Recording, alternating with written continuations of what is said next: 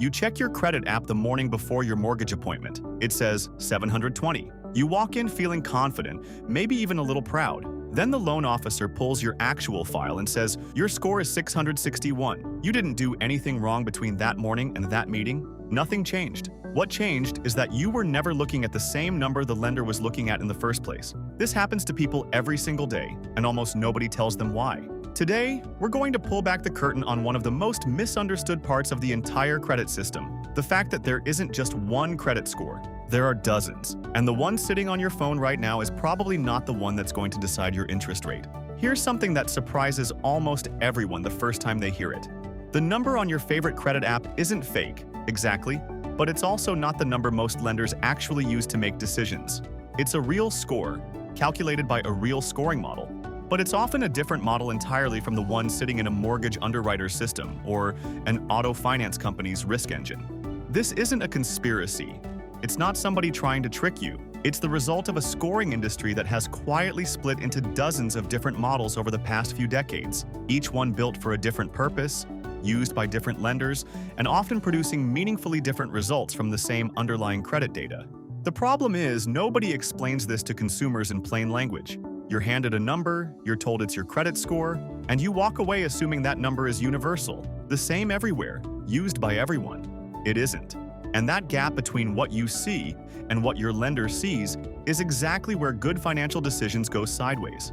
By the end of this video, you'll understand exactly why this happens, which scoring models actually matter depending on what you're applying for, and why the number on your phone should be treated as a general indicator rather than gospel. There are two companies, not one. Most people think credit score is a single fixed thing, the way your height is a single fixed thing. In reality, there are two major companies that build credit scoring formulas, FICO and VantageScore. FICO has been around since the 1950s and is by far the more established name in lending. VantageScore is newer, created jointly by the three credit bureaus, Equifax, Experian, and TransUnion. Partly as a competitor to FICO, both companies do the same basic job. They take the raw data sitting in your credit file, your payment history, your balances, your account ages, your inquiries, and run it through a mathematical formula to spit out a three-digit number. But the formulas are not identical. They weigh factors differently, they handle certain types of accounts differently, and critically, they have each released multiple versions over the years. That last point is where most of the confusion actually starts. Not just two scores, dozens of versions. Here's the part that genuinely surprises people. FICO alone has released numerous versions of its scoring model over the decades. FICO 8 is probably the most widely used version across general lending. FICO 9 came later with some notable changes, like reducing the impact of paid collection accounts. FICO 10 and FICO 10T introduced trended data, which looks at the trajectory of your balances over time, not just a single snapshot. On top of these general-purpose versions, FICO also builds industry-specific scores. There's a FICO Auto Score, built specifically to predict the risk of auto loan default, and it actually has its own set of subversions like FICO Auto Score 8 and FICO Auto Score 9. There's a FICO Bank Card Score, tuned specifically for credit card risk. Each of these industry-specific models takes the same general FICO framework and reweights it for the particular type of lending it's meant to support. VantageScore has its own version history too, with VantageScore 3.0 and VantageScore 4.0 being the most commonly referenced today, each with its own scoring range and methodology. So when someone says, "What's a good credit score?" the honest answer is, it depends entirely on which of these models you're talking about, because a 700 on one model does not automatically mean a 700 on another. The scales aren't always identical, the weighting of factors isn't identical, and the underlying data each model chooses to emphasize isn't identical either. Why your free credit app shows a different number? This is the question everyone actually wants answered. So let's get specific. The free credit monitoring apps and bank dashboards that most people check regularly, the ones that send you a notification every month with your credit score, overwhelmingly use VantageScore, and specifically, very often VantageScore 3.0. There's a simple business reason for this. VantageScore licensing has historically been more accessible and affordable for these consumer-facing platforms to offer for free, which is exactly why it became the default behind so many free score tools. Meanwhile, When you apply for a mortgage, an auto loan, or a credit card, the lender is very often pulling a FICO score, and frequently an older or industry-specific version of it, not the newest, most consumer-friendly version. This creates a structural mismatch. You're checking your score using one model, regularly, for free, building a mental anchor around that number.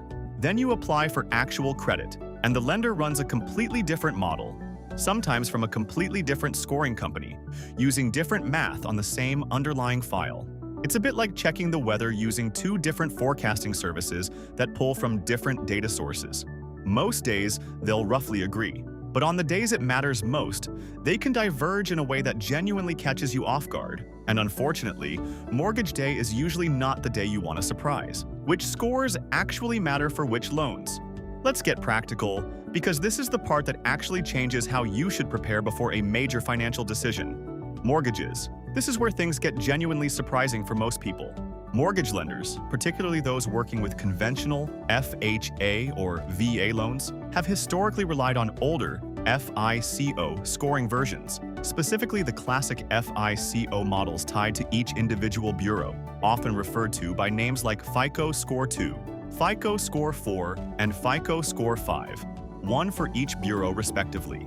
These are noticeably older formulas than the FICO 8 or FICO 9 you might see referenced elsewhere, and they can treat certain factors like collections or available credit differently than newer models do. Mortgage lenders typically pull all three of these bureau-specific scores and use the middle value, not the average, as the number that goes into the underwriting decision. Auto loans.